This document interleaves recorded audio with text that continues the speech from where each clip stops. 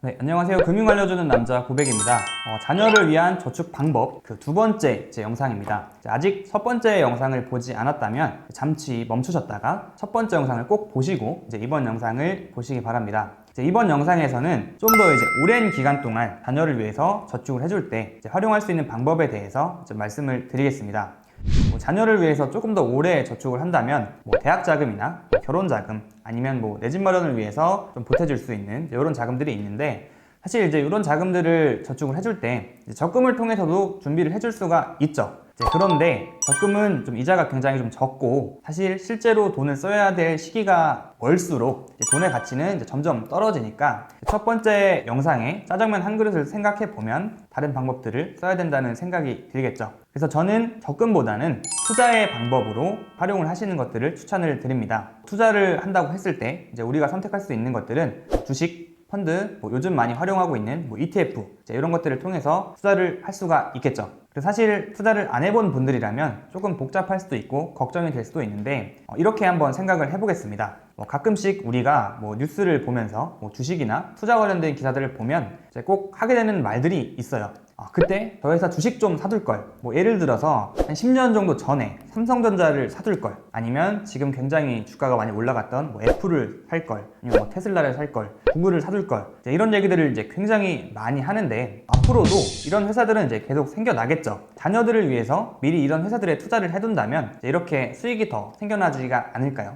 이런 생각으로 투자를 하기로 마음을 먹었다면 주식, 펀드, ETF 중에서 어떤 방법들을 활용하는 게 좋을지 선택을 해야 됩니다. 펀드 같은 경우에는 적금처럼 매달 일정한 금액들을 꾸준하게 투자를 할 수가 있고, 투자 같은 경우도 직접 하는 것보다는 운영하는 회사에서 전문가들이 대신해준다는 장점이 있지만, 주식이나 ETF에 비해서는 운용되는 비용, 그러니까 금융상품을 활용하는 데 비용이 조금 더 많이 발생을 합니다. 주식이나 ETF 같은 경우에는 펀드에 비해서는 운용되는 비용이 굉장히 적고 실시간으로 내가 사고 팔 수 있다는 장점이 있지만, 직접 내가 정해진 시간에, 우리나라 같은 경우에는 9시부터 3시 반, 해외 만약에 미국 주식을 사고 싶다 그러면 10시 반부터 5시까지 이렇게 정해진 시간에 거래를 해야 되고, 가격 같은 경우도 실시간으로 계속 바뀌기 때문에 만약에 내가 동일한 금액으로 계속 저축을 해준다 그러면 주식이나 ETF 같은 경우에는 매달 같은 금액으로라도 사줄 수 있는 개수가 달라지기 때문에 같은 금액으로 저축을 해주기에는 조금 어렵겠죠. 그래서 각 방법별로 장단점이 있기 때문에 예를 들어서 설날이나 추석에 세뱃돈이나 명절에 용돈을 받는다 그러면 이렇게 비정기적으로 돈이 들어온다, 그럴 때는 주식이나 ETF를 좀 사주고, 아동수당처럼 매달 똑같은 금액들이 꾸준하게 들어오는 경우에는 펀드 같은 것들을 활용하면 잘 굴러나갈 수가 있겠죠. 그래서 펀드는 우리가 은행이나 증권사에서 가입할 수 있는 일반 공모펀드를 활용을 해도 되고, 만약에 정말 이거는 무조건 내가 5년, 10년, 15년 꾸준하게 절대 안 빼고 장기적으로 가져갈 거다 그러면 증권사에 있는 연금저축 펀드를 활용하는 것도 방법입니다. 연금저축 펀드 같은 경우에는 많은 분들이 연말정산을 떠올리면서 만약에 이거 중도 해지하게 되면 페널티가 있다고 알고 계시는데, 사실 자녀 이름으로 연금저축 펀드를 가입해주고 여기다 돈을 넣어주면 자녀가 연말정산을 하지는 않잖아요. 그렇기 때문에 연말정산에 세액공제 혜택을 받지 않았기 때문에 페널티 자체도 없습니다. 대신에 필요할 때 중도 인출하는 게 안 되기 때문에 상품 자체를 해지를 해야 되겠죠.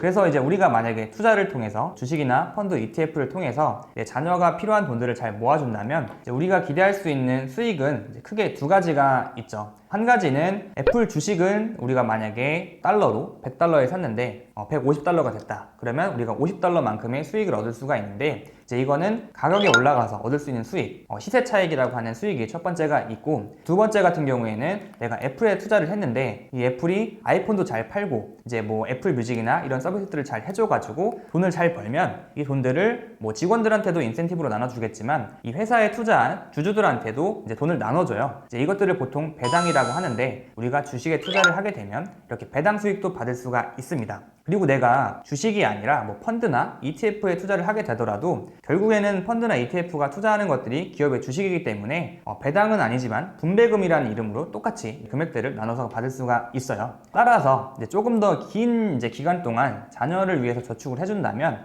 앞으로 우리가 많이 봐왔던 삼성전자, 구글, 애플, 테슬라 이런 점점 앞으로 커져갈 회사들을 찾아서 투자를 해주는 것들을 추천을 드리고 싶습니다. 그리고 마지막으로 세금에 대해서 좀 간단하게 말씀을 드릴 건데, 있는데 보통 우리가 자녀한테 부모님이 돈을 주는 것들을 이제 증여라고 얘기를 합니다. 그래서 자녀에게 증여를 해줄 때 모든 금액에 대해서 전부 세금이 발생하는 것들은 아니지만 이제 연령에 따라서 그리고 금액에 따라서 세금을 좀 줄여줘요. 이제 이것들을 공제라고 얘기를 하는데 이거를 좀 잘 활용할 필요가 있습니다. 증여는 총 10년을 이라는 기간을 이제 기준으로 보는데 만약에 자녀가 미성년자다 이제 그런 경우에는 10년간 2천만 원까지 주는 거에 대해서는 세금이 없고, 그리고 자녀가 성인이다 그러면 10년간 5천만 원까지 주는 경우에는 세금이 없습니다. 그래서 미성년자 자녀에게 2천만 원을 만약에 10년간 증여를 해준다 그러면 매월 16만 원씩 증여를 해주게 되면 세금이 없겠죠. 그리고 자녀가 다시 성년이 돼서 다시 증여를 해준다고 하면 5천만 원까지는 원래는 세금이 없어야 되는데 미성년자 때 2천만 원을 주고 성인이 돼서 다시 돈을 더 주고 싶다면 기존에 해준 2천만 원이 있기 때문에 3천만 원까지만 세금이 없습니다. 그래서 이 부분은 조금 주의를